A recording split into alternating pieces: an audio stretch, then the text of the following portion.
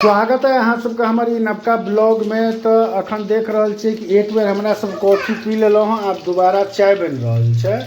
और इम्हर ई की बनि रहल छै अहाँ सब गेस करियो। तो रंजना के बृहस्पति के व्रत छनि, तो ओहिके लेल फलाहार जे कि 2 दिन से यानी मंगल और बुध तो निर्जला व्रत छलनि हिनका, देवउठान एकादशी और हरवासल का। आ तेसर दिन सेहो आइ व्रत छनि, तो 2 दिन तो निर्जला व्रत छलनि हँ।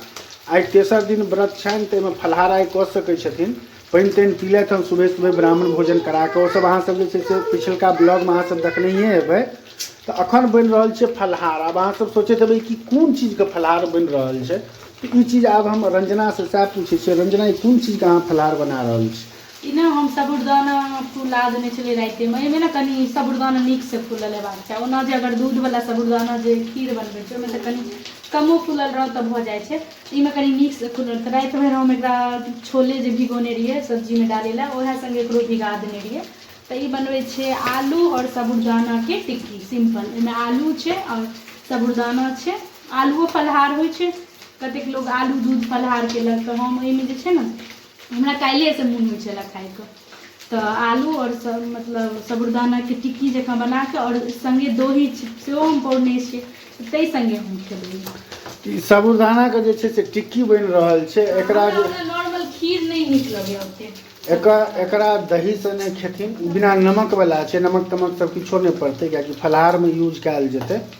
मतलब फलाहार के साबुरदाना और उबलल आलू के मथ के हम जीर रखने रहिए, जीरा वो हल्का फ्लेवर के लिए डाल देले, बाकी और कुछ भी नहीं छै। अच्छा, एहि साइड में हमरा सब लेल बनि रहल यऽ अहाँके चाय। और ऋषु बाबू हमर क्या परेशान कर रहल छै। ऋषु बाबू हमर पढ़ैयो ले नहीं गेलखिन हँ, नहीं है। हम तो एकरा लऽ के दौड़ लऽ के ने एकरा पप्पा के लऽ के जाए के मन नहीं चले। तो ऋषु के नाम ला जे ऋषु आइ नहीं जाए के इच्छा छै। तो कहले भाई चल छोड़। इहो बीच में कह लगले नहीं तो हम एकरा लऽ के चल जेती। तो चलू जान ई टिक्की बन जेतै आ रंजना फलाहार करथिन तो की नाम छियै, तहन अहाँ सबके देखायब जे बड़ा टेस्टी होइ छै। अहूँ सब ट्राई करू घर में। अच्छा, तो से तहन फिर हमहूँ एकटा टेस्ट कए लेबै जहन कहै छी। तो हमहूँ टेस्ट कऽ लेबै आ तहन हम अहाँ सबके बतायब कि हाँ सही में ई बढ़िया बनै छै कि नहीं बनै छै। तो बाकी जहन फलाहार बन के रेडी भऽ जेतै तहन अहाँ सबके देखायब। ई ना कनी फुटबो करत तो ओइ ला घबराएब ने, चुप ना। ई ना कनी साबुरदाना दुआर तो फुट कियाकि ओ अथी फूटै छै ना, तो बीच में देख सकै छी। तहन तऽ कनी हम दूरे रही नहीं सर। हां तो कनी इधर फूटै छै। तो अखन हम फिलहाल जा रहल छी दुकान जाइ छी और दुकान से दूध आनि लै छी। आ रंजना ले देखै छियै फलाहार में तो ई के हेतै, सेबो आनि के रखने छियै, लेकिन सेब रंजना के नीक ओते लगै नहीं छनि। तो सेब खेतैथ नहीं तो दही और ई खेतैथ। बाकी देखै छियै हेतै तो जाइ छियै मार्केट, कनी नारियल पानि सब आनि दै छियनि। नारियल पानि पीता अगर रहबै ठीके में उड़ै छै, पड़ियो गेल मुँहे पर। तो फिर अहाँ सबके जे छै से देखायब। हम फिलहाल मार्केट जा रहल छी, दूध और हेतै तो नारियल पानि आनि लेबै। फलाहार बन के भऽ गेल छै तैयार। तो देख रहल छियै कते गरमा गरम छै ई फलाहार, और संगे दही और चीनी छै। तो बृहस्पति के फलाहार में रंजना के यह आइ हेतनि, और संगे और किछो जेना आइ तो पानि तानि सब पीलथि हँ। तो देख रहल छै फलाहार बन के तैयार छै, तो फलाहार करतथि। फलाहार जे बनले हैं जे देखेलहुँ अहाँ सबके साबुरदाना के और दही, तो वो फलाहार करतथि। और ऋषु बाबू आइ हमर पढ़ै ले नहीं गेल। तो चलू आ फलाहार चाय पीला के बाद फलाहार करबै सएह ना हैं। आब किछु राहत है बुझाइए हैं,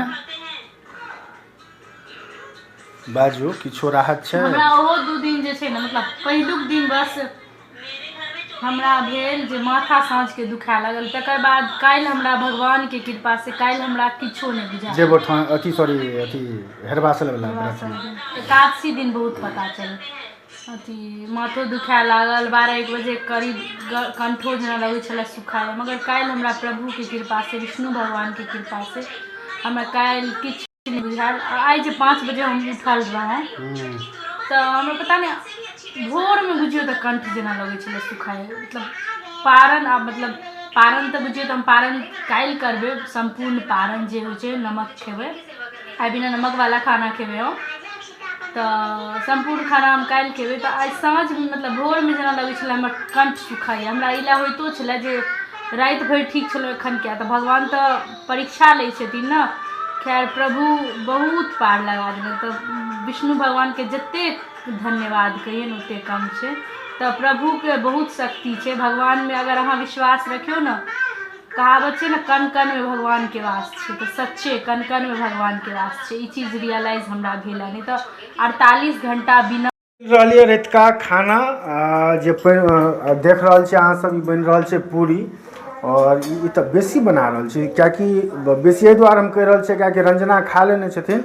आइ रंजनाके अनोनवला छलै, यहाँ बृहस्पति छलै तऽ 2 दिन का निर्जला व्रत, और ताहिके बाद आइ बृहस्पतिके से व्रत, तऽ दिनोमे आइ नहि खेलथि। तऽ रंजना बुझियौ तऽ 2 दिन का बाद आइ तेसर दिन अन्न खेलथि हँ, बिना नमकवला, लेकिन अन्न खेलथि। की है अहाँ मंगल बुधके निर्जला व्रत छलै, और बृहस्पतिके आइ अहाँ दिनमे किछु खेलिए नहीं, पानि तानि पिलिए, आ खाना तऽ खेलिए एखनो सेहो बिना नमकवला। काल्हिसँ अहाँके नमकवला खाना खाएब नहि। फिलहाल रंजना खा लेलथि, और हमरा लेल गरम गरम जे छै से पूरी छानि रहल छथि, देख रहल छी, और हमर खाना सेहो लागि गेल छै।